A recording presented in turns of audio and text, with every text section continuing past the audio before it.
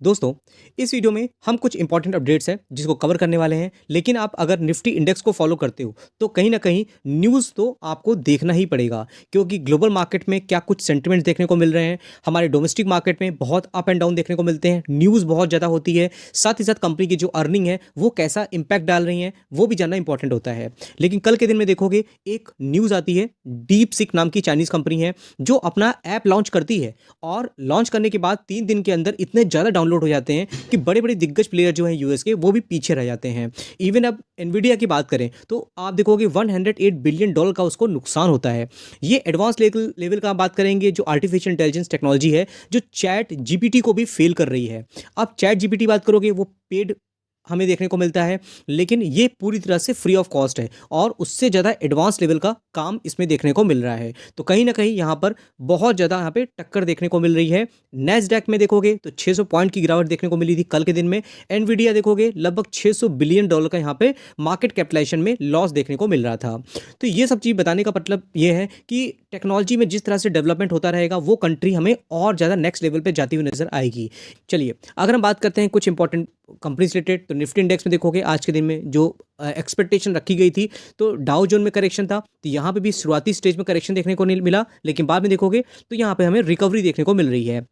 लेकिन ये रिकवरी कब तक टिकती है ऐसा हम बिल्कुल भी अंदाजा नहीं लगा सकते, क्योंकि आने वाले टाइम पे बहुत से इवेंट्स हमें देखने को मिलेंगे। उसका इम्पैक्ट मार्केट में क्या पड़ता है, पॉजिटिव पड़ता है, नेगेटिव पड़ता है, ये देखना भी बहुत ज़्यादा हमें ज़रूरी हो जाता है।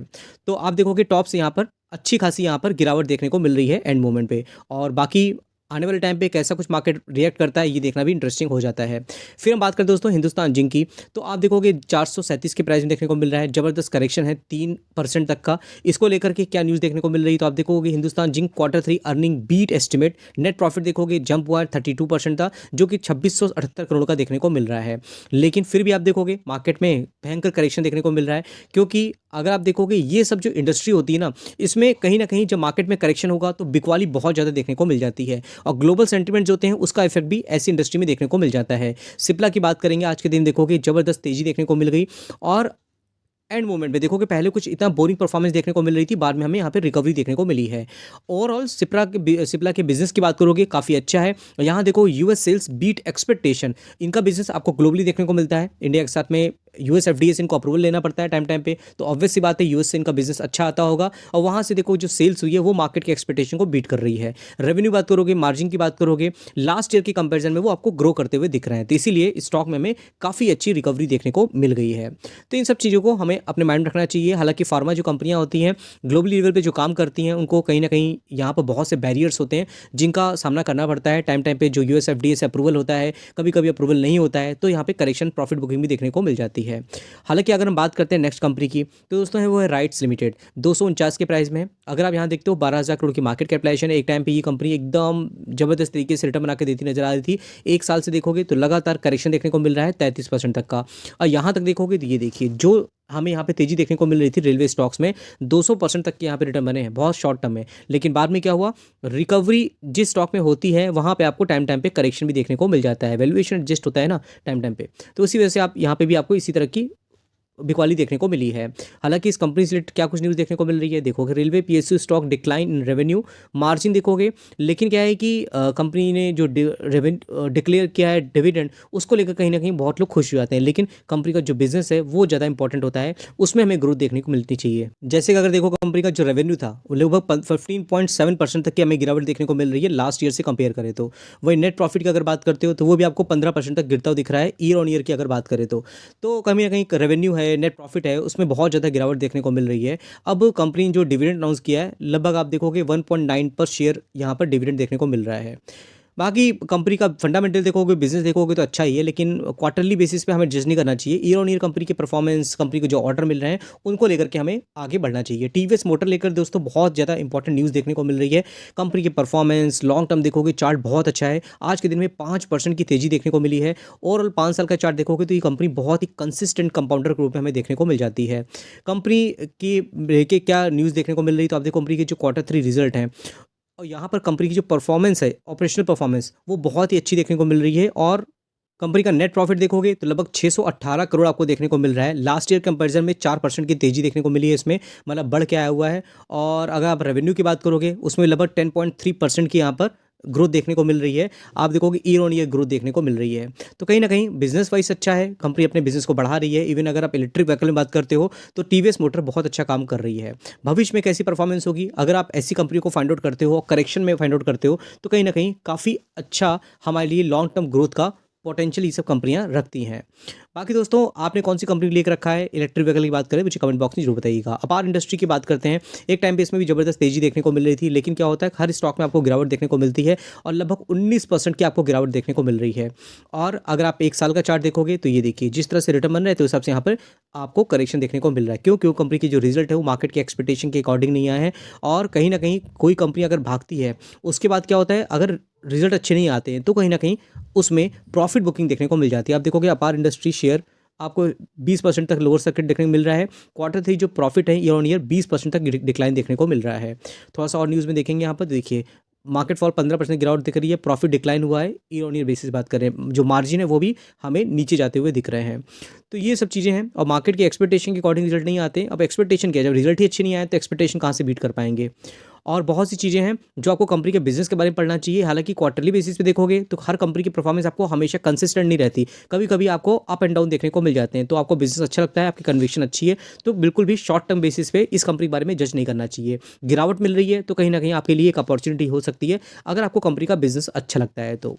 फिर दोस्तों बात करते हैं नेक्स्ट कंपनी की, वो है नेटवेब टेक्नोलॉजी इंडिया लिमिटेड। आप देखोगे आज के दिन में लोअर सर्किट लगता हुआ दिख रहा है। मैंने आपको शुरू में जो न्यूज़ दिखाई है कहीं ना कहीं उसका असर इस कंपनी देखने को मिल रहा है। क्योंकि इसने क्या किया है, टाइप किया हुआ है एनवीडिया के साथ में।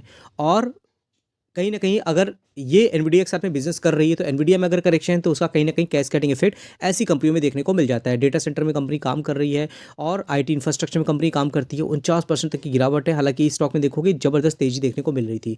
तो ये गिरावट होना कोई बहुत बड़ी बात नहीं है। अगर बिजनेस अच्छा है कंपनी का तो कहीं ना कहीं लॉन्ग टर्म में ये कंपनियां बाउंस बैक करेंगी और जिस हिसाब से करेक्शन उस हिसाब से यहाँ पर रिकवरी होती दिखेगी। आप देखोगे डीप सीक का जो कंसर्न है उसकी वजह से नेटवेब टेक्नोलॉजी में हमें करेक्शन देखने को मिल रहा है। फिर दोस्तों बात करते हैं बजाज ऑटो लिमिटेड की। तो आप देखोगे यहाँ पर 8400 के प्राइस में आज के दिन में ये कंपनी हरी निशान देखने को मिल रही है। और अगर आप मार्केट कैपिटलाइजेशन देखोगे 2 लाख करोड़ की मार्केट कैप है इस कंपनी की। और Q3 रिजल्ट की बात करोगे 35% आप देखोगे यहाँ पर, तो ये कंपनी टॉप से 35% तक की गिरावट देखने को मिल रही है इस कंपनी में। और कंपनी का जो एवरेज सेलिंग प्राइस है, मार्जिन है, वो कहीं ना कहीं इफेक्ट हो सकता है। इसी वजह से क्या है, स्टॉक में लगातार आपको सेलिंग देखने को मिल रही है। अगर आप टॉप से देखोगे ये देखिए आपको देखने को मिलेगा ये कंपनी सितंबर 24 से लेकर के जनवरी 25 तक का बात करोगे यहाँ पे 33.36% तक की गिरावट देखने को मिल रही है। तो जरूर बड़े ग्रुप से बिलोंग करती है कंपनी। टाइम टाइम पे आपको करेक्शन देखने को मिल जाता है। ओवरऑल 5 साल का चार्ट देखोगे तो जिस हिसाब से इसमें परफॉर्मेंस देखने को मिल रही थी वहाँ से आपको यहाँ पे करेक्शन देखने को मिल रहा है। बहुत लोग सोचते हैं कि कंपनी जब भाग रही होती है तो फोमो में आ जाते हैं कि हमारे हाथ से निकल ना जाए, लेकिन वही कंपनियां देखोगे तो आपको करेक्शन देखने को मिलेगी। यही चीज़ आपको बजाज फिनसर्व में देखने को मिला, आप देखोगे एबीबी में देखने को मिला। बहुत सी कंपनियां हैं जो लगातार भाग रही थी, बाद में क्या हुआ, करेक्शन हो गया। डिक्सॉन की बात कर लो, एकदम टॉप में था, वहाँ पे जिन लोगों ने बाई किया अभी के टाइम पे करेक्शन है। तो इन सब चीज़ों को आपको हैंडल करना पड़ेगा अगर आप भागती हुई कंपनी को पकड़ लेते हो तो। फिर दोस्तों बात करें बजाज हाउसिंग फाइनेंस की, ये भी देखोगे आज के दिन में तो आपको लाल हरी निशान भी देखने को मिल रहा है, काफ़ी तेजी है। एक साल का चार्ट देखोगे 32% तक की गिरावट है। और जब से कंपनी आई लगातार आपको गिरावट देखने को मिल रही है। 93,000 करोड़ की मार्केट कैपिटलाइजेशन है। जब तक रेट कट की न्यूज़ नहीं आती है, अच्छे तरीके से मार्केट में सेंटीमेंट्स अच्छे नहीं होते हैं, तब तक ऐसी कंपनियों में कहीं ना कहीं हमें अपने वॉच पे रखना चाहिए। फ्रेश बाइंग करेंगे तो बाई ऑन डिप कर सकते हैं अगर हम कंपनी को बिजनेस पर भरोसा करते हैं तो। अदरवाइज हम शॉर्ट टर्म में पैसा बनाना चाहते हैं तो कहीं ना कहीं रेट कट का वेट करना पड़ेगा। बजाज हाउसिंग फाइनेंस शेयर में fall further after 44% drop from peak. HSBC के अकॉर्डिंग क्या है, इन्होंने क्या है कि अलग अलग रिकमेंडेशन दी है कि इस कंपनी में क्या करना चाहिए। 10 एनालिस्ट ऐसे हैं जिन्होंने इसको लेकर के अपनी जो रिकमेंडेशन है वो दी है, जिसमें कि अगर आप देखोगे तो लगभग 10 एनालिस्ट हैं जिसमें से 50% मतलब हम बोल सकते हैं कि जिन्होंने सेल की रेटिंग यहाँ पे दी है। 3 ऐसे हैं जिन्होंने यहाँ पर आपको बाइंग की रेटिंग देती हुई नजर आए हैं और 2 ऐसे हैं जिन्होंने यहाँ पर होल्ड का रिकमेंडेशन दिया हुआ है। तो 10 एनालिस्ट के अलग अलग आपको यहाँ पर रिपोर्ट देखने को मिल जाती है। बाकी इसका जो बिजनेस है वो काफ़ी अच्छा है, बड़ी ग्रुप से कंपनी बिलोंग करती है। लेकिन अगर अभी के टाइम पर आप इसको लेते हो तो कहीं ना कहीं और गिरावट का सामना करना पड़ेगा। तो शॉर्ट टर्म के प्रॉस्पेक्ट से देखोगे तो आपको पेशेंस की जरूरत पड़ेगी, क्योंकि इतने शॉर्ट टर्म में आपके पैसे बिल्कुल बनने वाले नहीं है। जब तक ग्लोबल सेंटीमेंट्स के साथ में इंडिया की जो मार्केट है वो अच्छी नहीं होती है, लोगों के हाथ में पैसे नहीं आते हैं, तब तक कहीं ना कहीं क्या होगा कि गिरावट देखने को मिल जाएगी। उसके बाद दोस्तों हम बात करें प्रताप स्नैक्स की, आज के दिन में लाल निशान में देखने को मिल रहा है। ओवरऑल 5 साल का चार्ट देखोगे तो बहुत अच्छे तरीके से यहाँ पे रिटर्न बन रहे हैं, लेकिन बाई ऑन डिप करते हैं तो कहीं ना कहीं ऐसी कंपनी को फाइंड आउट कर सकते हैं। 2300 करोड़ की मार्केट कैपिटलाइजेशन है, तो कंपनी ओवरऑल खराब नहीं है।